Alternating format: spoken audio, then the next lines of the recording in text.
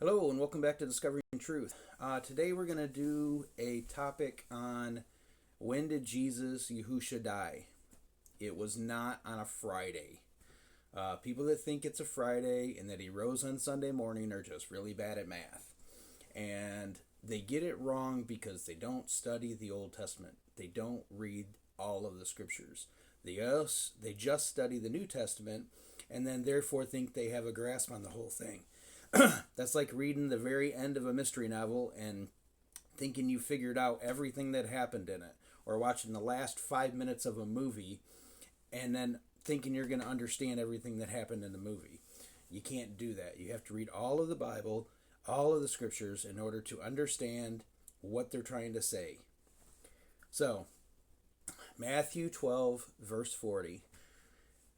Yahusha Jesus says, "For as Jonah was 3 days and 3 nights in the stomach of the great fish, so shall the Son of Man be 3 days and 3 nights in the heart of the earth." 3 days, 3 nights. You can't fit that into Friday to Sunday. You're like, oh, Friday, Saturday, Sunday, that's three. No. And some people say, oh, well, it's 3 parts of a day. That's how they counted it back then. Yahusha Jesus said 3 days, 3 nights. He didn't say 3 parts of a day. He said 3 days, 3 nights. He even gave the example of Jonah. So just like it was that way with Jonah, it's going to be this way with me. It wasn't parts of 3 days with Jonah. It was 3 days and 3 nights. So, Friday afternoon, he would have died. Saturday morning, Saturday afternoon or night, Sunday morning. Well, you have maybe 2 full days, but it says that Mary Magdalene came when it was very early, so I don't even know if you could count that as part of the day in the morning. So you might have 2 days there. Even if he was crucified first thing in the morning, which we know he wasn't. He was in the afternoon. Maybe you could get 2.5 days. You can't get 3 days and 3 nights. It doesn't work unless he died on a Wednesday. Let me explain. Here's how Passion Week went. On Wednesday was Passover. Messiah died in the afternoon before sunset, which means he did the Passover meal the night before, which means all those Jews and Messianic Jews that are doing it Passover night, you're wrong. It's not supposed to be done that night, especially if you believe that the day starts at night. If you believe the day starts at night, like most Jews do, and a lot of Messianic Jews do, then you're into the 15th. The Passover day is the 14th. You're already past it. If you wait till sunset after the sunset of the 14th. So, Thursday would have been, so again, Wednesday was Passover. Messiah died in the afternoon before sunset, somewhere between 3 and 6 o'clock. Thursday, first day of unleavened bread. This is a Sabbath. I'm going to go through all the verses in a minute. Friday says the women bought and prepared spices for his burial. Saturday is the 7th-day Sabbath. This is when Messiah rose from the dead just before sunset. Sunday is called First Fruits Day. It's never called Easter in the Bible. There's one time in the King James that you see the word Easter, and if you go to the Greek, it's Passover. It's a mistranslation. It's done on purpose. So all you that think the King James is infallible, sorry. Not that I have a problem with the King James, but it is fallible. All translations are. The only thing infallible is the Greek and the Hebrew. All right, so Sunday is First Fruits Day. It was a Jewish holiday from way back in the beginning. They always celebrated that day. So to think it's some special day that he rose on and Jesus started some new holiday is a bunch of garbage. Why are we adding pagan holidays to what he already set up? I do not understand this. Most times it's even the exact same day. So why are you renaming it after a pagan goddess? Ishtar was a fertility goddess. That's why there's bunnies and eggs, because they're all deal with fertility. And no, we say, oh, that's got to do with Jesus. So is Jesus our fertility goddess? It's ridiculous. All right. So the tomb, and Sunday morning when they showed up, the tomb was already empty. So he didn't rise. He would have rose already before then. Mary saw Yeshua Jesus, and she thought he was a gardener. Why would she have thought he was a gardener? Because he would have had the offering for the first fruits offering, and himself as a first fruits offering. But the only way she's going to think he's a gardener is if he's got garden tools or garden something to make you think he's a gardener. You don't just see some guy down the road going, oh, I think that guy's a farmer. How would you think he's a farmer? Maybe if he's on a tractor. Maybe if he's out in the field. He would have had something to show that he was a gardener. And the scripture says that they had to wave the first fruits offering on that day. First Sunday after Passover. All right, so let's get into some of the verses. Leviticus 23, verses 5 through 7 and 10 through 11 is what we're going to read. This has to do with the commanded days for Passover. It says, in the first new moon, on the 14th day of the new moon, between the evenings, so from sunset to sunset, between evenings, okay? A lot of people want to go, oh no, between the evenings means between 3 and 6. Really? One, they're not going to be able to sacrifice all of the lambs between 3 and 6. Between the evenings, evening to evening. I don't understand how people don't get this. It's so plain. So, between the evenings is the Passover of Yahuwah, the Lord. And on the 15th day of this new moon is the festival of unleavened bread to Yahuwah, the Lord. Oh, excuse me. So, and it says, 7 days you eat unleavened bread, no yeast, okay? On the first day of this unleavened bread feast, on the first day you have a set-apart gathering. You do no servile work. So, no work on on the 15th. 14th is Passover. 15th is the first day of unleavened bread. It goes for 7 days. On that first day is a Sabbath. You don't eat, or you don't work. I'm sorry. Therefore, it's a Sabbath.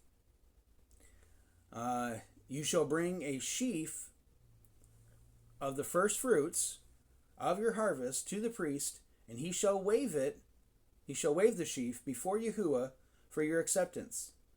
When do they do this? On the morrow after the Sabbath, the priest waves it. So the day after the Sabbath, 7th-day Sabbath, he would wave it.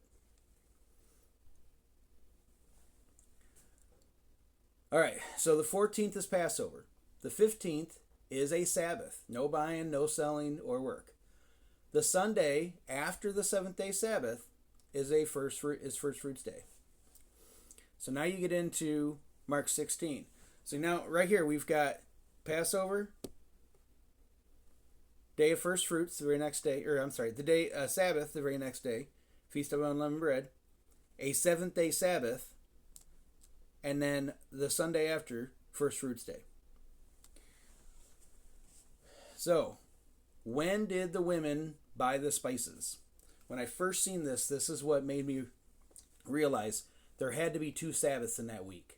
And that's when I started investigating the feast days and understand that.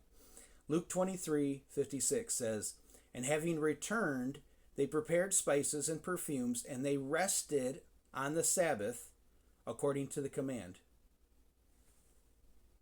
I'm sorry, I skipped ahead. Okay, so we're going to go to Mark 16 first. Mark 16:1. And when the Sabbath was past, Mary from Magdala and Mary the mother of James, which is actually Jacob, and Shaloma bought spices to go and anoint him. So after the Sabbath, they bought spices. This would be the Sabbath of the first day of unleavened bread. Then you got Luke 23:56. And having returned, they prepared spices and perfumes, and they rested on the Sabbath according to the command. So notice this one adds in according to the command, showing that this is the 7th-day commandment. Or the 7th-day Sabbath commandment, the 4th commandment of the 10 commandments.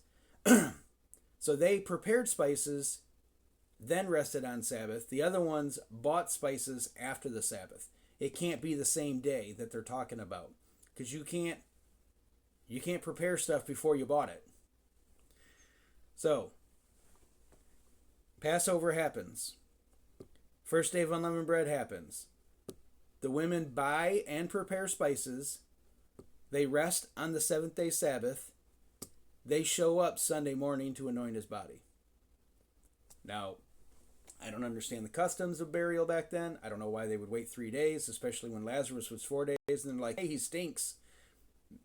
Maybe you don't stink until the fourth day. I don't know. But they were waiting until after the seventh day commandment to rest to go show up Sunday morning in order to do this. All right. John 20, verse 1, and then 14 and 15. On day one of the week, I'm going to pause right there. Go look up the word week in the Greek. That word week is Sabbath. Everyone today wants to forget the Sabbath. They counted their days based on the Sabbath.